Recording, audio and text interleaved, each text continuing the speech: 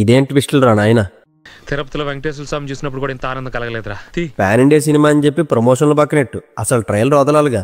సుజిత్ గారు ఎప్పుడు 1 year back ఇంటర్వ్యూలో చెప్పారు ట్రైలర్ కట్ చేస్తాం, ఆబ్వియస్గా మూవీ ముందు రిలీజ్ చేస్తామని.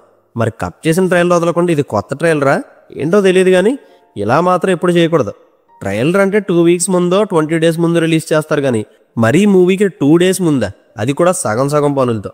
వాళ్ళకి ఇంకా ప్రాపర్ ట్రైలర్ వర్క్ ఇంకా ఫినిష్ అవ్వకుండానే మన బాధ తట్టుకోలేక వదిలేసినట్టున్నారు. పర్లేదులే, ట్రైలర్లో పెద్ద రిమార్క్స్ ఏం కనిపించలేదు, ఏదో చిన్న చిన్న నోటీస్ చేసా, అవి ఫుల్ రివ్యూలో చెప్తా. So coming to the 2025 one of the most anticipated film. OG trailer చూసాక నాకైతే ఆబ్వియస్లీ ఇచ్చి పడేసింది. సుజిత్ గారి ట్రైలర్ కట్ల డిసప్పాయింట్ చేయడం ఎప్పుడు జరగదు, అందులో మాస్టర్ అతను. డ్యూరేషన్ గుర్తులేదు, కానీ ఎప్పుడు అయిపోయిందో తెలియకుండా చాలా ర్యాషిగా వెళ్ళిపోయింది ట్రైలర్. ఇందులో చాలా బాగా నచ్చిందంటే హీరో బిల్డప్ షాట్స్, ర్యాంప్ ఉన్నాయి. యాక్చువల్గా ట్రైలర్లో కళ్యాణ్ గారు కనిపించింది తక్కువే, బట్ ఆ కనిపించడం కూడా మూవ్మెంట్స్కి తగ్గట్టు ఆన్ పాయింట్ ప్రజెంట్ చేశారు. ఆయన లుక్స్ వేస్ కూడా చాలా బాగున్నారు, నేను అసలు ఎక్స్పెక్ట్ చేయలేదు. ఈ విషయంలో సుజిత్ గారికి సెంట్ మార్క్స్ ఇచ్చేచ్చు. అండ్ సాహు మూవీలోని ఇందులో కూడా క్యారెక్టర్స్ ఎక్కువే.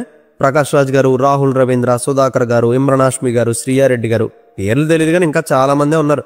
అండ్ వీళ్ళందరూ బ్యాక్ డ్రాప్ మీద ఏదో కొంత ఐడియా ఉంది. హెల్ప్లెస్గా ఉన్న శ్రీయారెడ్డి గారు, సుధాకర్ గారు వీళ్ళ బ్యాచ్ని సేవ్ చేయడానికి గంభీర ముంబై ఎంటర్ అవుతున్నట్టే చూపించారు.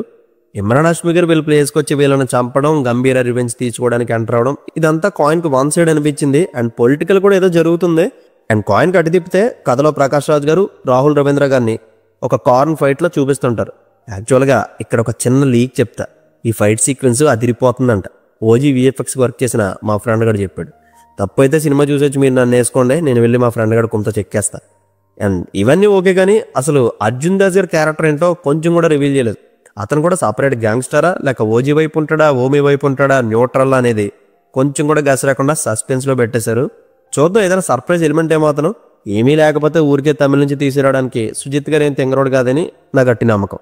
ఇంకా ఈ ట్రైలర్ మొత్తంలో మీకు అస్సలు రివీల్ చేయని ఇంకొక ఇంపార్టెంట్ క్యారెక్టర్ ఉంది. అతనే యాక్టర్ వెంకట్ గారు.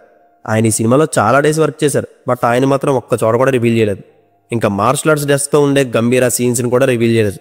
అండ్ జపాన్ నుంచి ఇక్కడికి 2 యాక్టర్స్ని తీసుకొచ్చి మరీ వర్క్ చేయించారు, వాళ్ళని కూడా చూపించలేదు. ఇంకా ఫైట్ సీక్వెన్స్ ఈ మూవీకి హైలైట్ అవబోతున్నాయని విజువల్స్ చూస్తే అర్థమవుతుంది. మామూలుగా వెళ్ళి నలుగురిని చంపేయడం, గన్స్తో పేల్చడం ఇలా కాదు. హీరో కంటే ఒక ఆయుధం ఉంటుంది, అతను మార్షల్ ఆర్ట్స్లో మాస్టర్. అలాంటి ఇలాంటి సిచ్యువేషన్స్ని ఎలా హ్యాండిల్ చేస్తాడు, ఏ టైంలో రేజ్లో ఉంటాడు, ఏ టైంలో కంట్రోల్గా ఉంటాడు, ఈ ప్రొటాగనిస్ట్ క్యారెక్టరైజేషన్ చాలా ఫ్రెష్గా ఉండబోతుంది అనిపిస్తుంది. అండ్ ఫస్ట్ గ్లిమ్స్ వచ్చినప్పటి నుండి హీరో క్యారెక్టర్ని హంగ్రీ చేత అని, ఫైర్ స్టామ్ అని, బ్లడ్ బాత్ చూపిస్తాడని, తలలు తెగిపోతాయని చాలా ఎలివేట్ చేసుకుంటూ వచ్చారు. అదంతా ప్రాపర్గా ప్రజెంట్ చేయగలిగితే చాలు. టు బీ హానెస్ట్, నేను ఈ మూవీని ఏదో బేబత్సమైన గ్యాంగ్స్టర్ బ్యాక్డ్రాప్ అనో, ఇప్పటివరకు మనం చూడలేని హీరో క్యారెక్టర్ అనో ఇలాంటి లెక్కలేం వేసుకోవట్లేదు. స్టోరీ ప్రొడక్టబుల్ అయినా పర్లేదు, ఎమోషన్స్ స్ట్రాంగ్గా వర్క్ అయ్యి, ఎలివేషన్స్ ప్రాపర్గా పడి, 4 హై మూమెంట్స్ ఇచ్చి, ఒక ప్యూర్ మాస్ కమర్షియల్ బొమ్మలో ఉంటే చాలు, మూవీ బద్దలైపోద్ది. కళ్యాణ్ గారి నుంచి నేను ఎంతకన్నా ఎక్స్పెక్ట్ చేయట్లేదు. అండ్ మన తెలుగులో జస్ట్ 1 time టాక్స్ వచ్చినా సరిపోద్ది, 4 రోజుల్లో బ్రేక్ ఈవెన్ అయిపోద్ది. అండ్ కమర్షియల్ కథల్లో కొత్తదనం అంటే రావడం కష్టమే, అన్నీ మనం చూసేసినవే, కానీ ఎలా ప్రజెంట్ చేయబోతున్నాం అనే దాని మీదే డైరెక్టర్ పనితనం ఉంటుంది. అండ్ ఆ నరుకుడు కూడా ఎమోషనల్గా జస్టిఫై అయితేనే సీన్ ఎలివేట్ అవుద్ది, లైక్ రాజమౌళి గారి ఫైట్స్ లాగా. హోప్ సుజిత్ గారు దాన్ని ఫాలో అవుతారు అనుకుంటున్నా.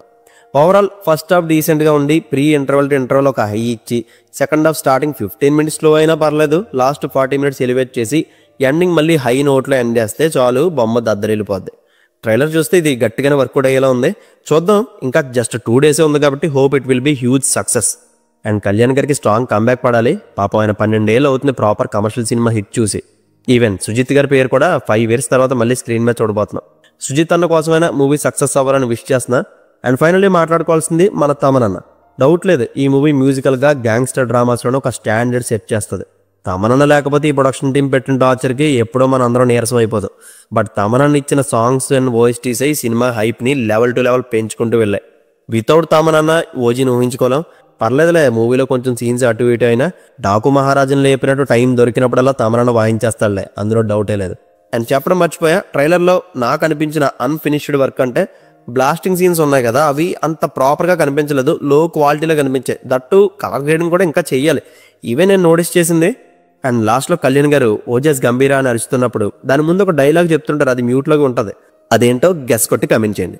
అండ్ September 25th మళ్ళీ కలుద్దాం. So that's it guys. OG trailer మీద నా హానెస్ట్ ఒపీనియన్ ఇదే. ట్రైలర్ చూసిన తర్వాత మీకేమనిపించిందో షేర్ చేసుకోండి. See you in the next video. Take care friends, and thank you.